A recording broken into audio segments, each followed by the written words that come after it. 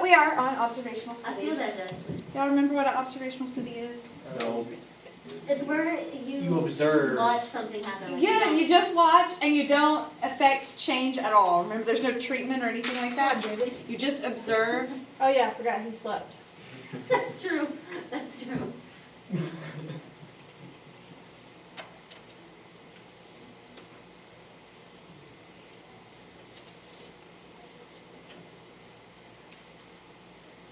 It's okay, I didn't sleep and I struggled more than he did, so It's okay, me too. Whatever works for you. No, dang well, I'm about to struggle again this semester. No, it's going to be great. I hope so, Miss Banana. I think it is. Simple multiplication. It is. The math part of it is. I said that first period and nobody got that, and I was like, oh dang.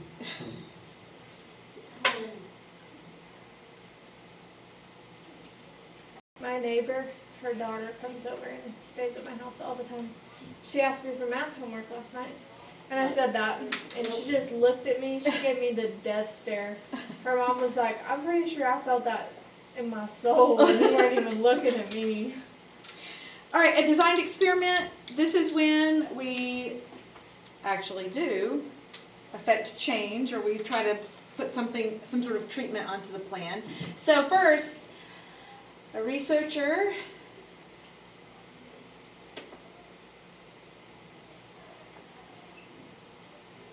assigns individuals to groups. We'll get into all of that later about like how we have to assign them to groups and what kind of groups.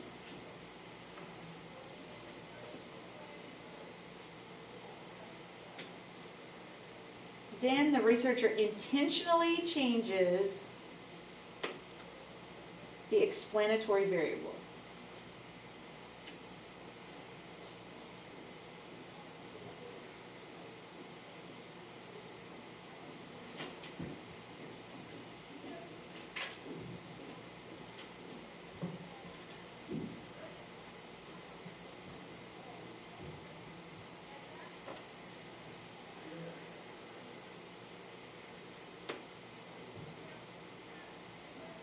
And then they record the value of the response variable. So if we were designing an experiment to see the best that's not the best way to say it, but what is the best amount of water to feed a plant to make it grow to its maximum height, then the water is our explanatory variable because we're going to give it different amounts. And the height of the plant is our response variable. We're going to change how much water we give it, and we're going to measure and record the response. That's your response variable. So that would be a designed experiment. All right, confounding. We've talked a little bit about confounding, but not a whole lot.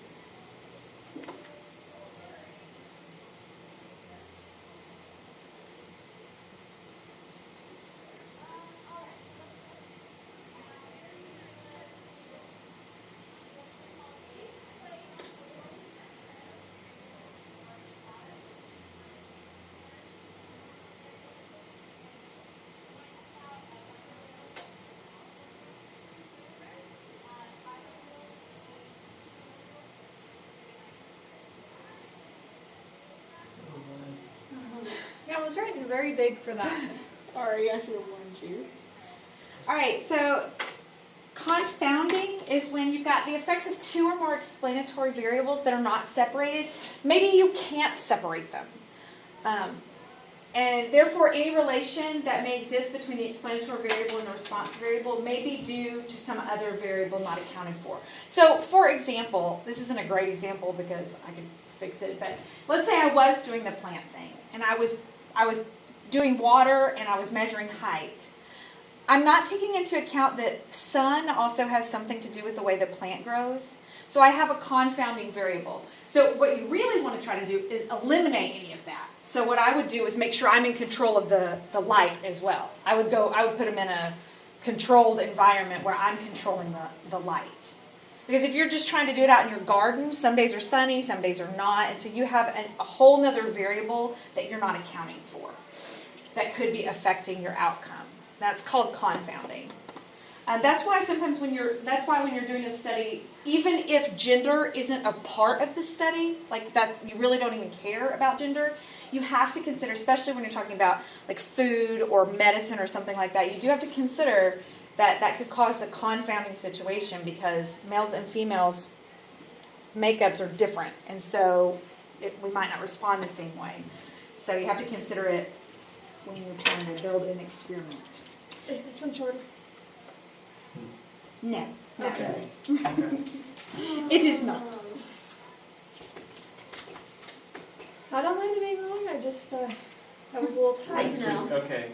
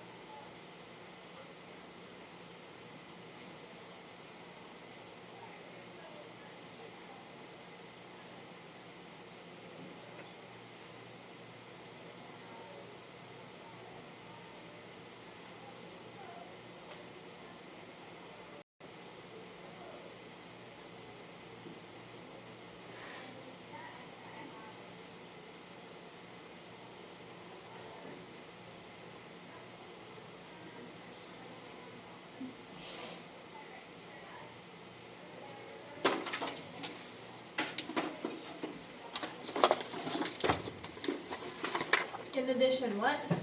Working variable. I was going to give you a couple of examples.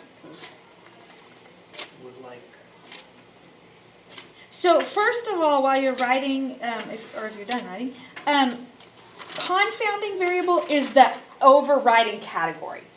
A lurking variable is a confounding variable. That's just it is a more specific type of confounding variable. Let me give you a couple of examples. I'm not good at coming up with them off the top of my head, so let me see if I can find some out here somewhere. I'm sure I can, if I look in the right place. This one too. Let's see.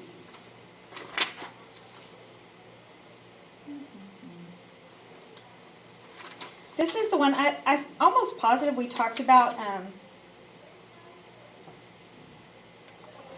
in first semester that.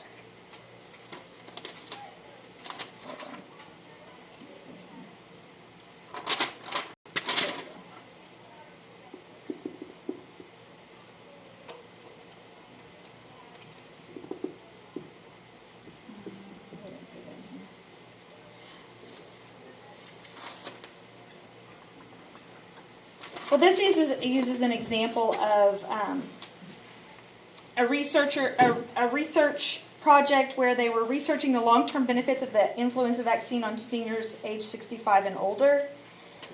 And it said possible lurking variables might be age, health status, or mobility of the senior.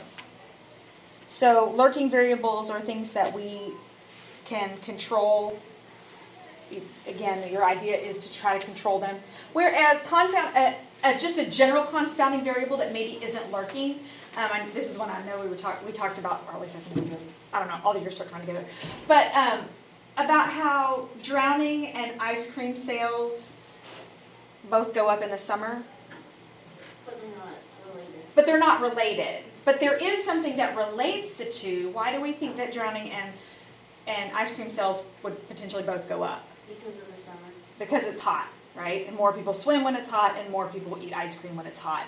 So the heat would be a confounding variable. Those two things are not related to each other, but the heat is related to both of them. It's not a lurking variable because it's not in the same study or whatever. So a lurking variable is just a type of a confounding variable. So don't think of them as two separate things. They're not. It's just a little bit more specific. And honestly, it's probably the one that we'll deal with the most often. Because we're just going to say, hey, is there anything else that may have affected your study that wasn't taken into consideration? You try, and when we start to read, you'll see in this book and in MyLabs Plus and stuff, you'll have a whole lot more examples of individual studies that you'll have to, they're just little, but you'll read them, and they try really hard to control all of the variables in play so that the research is more valid, really. All right, census, this is a short definition. Thank you.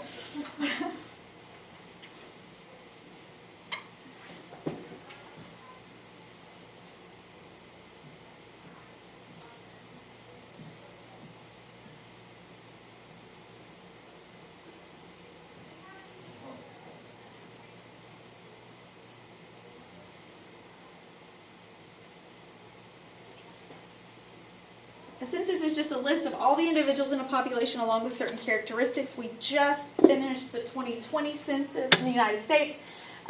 Somebody in your household did that for your household, I'm sure, and they asked all kinds of things about you. Your age, your ethnicity, your religion, your all kinds of things. That's what a census is. It's every individual and all the different characteristics that they want to know about. Okay, so take a second, determine whether you think each of the following is an observational study or an experiment.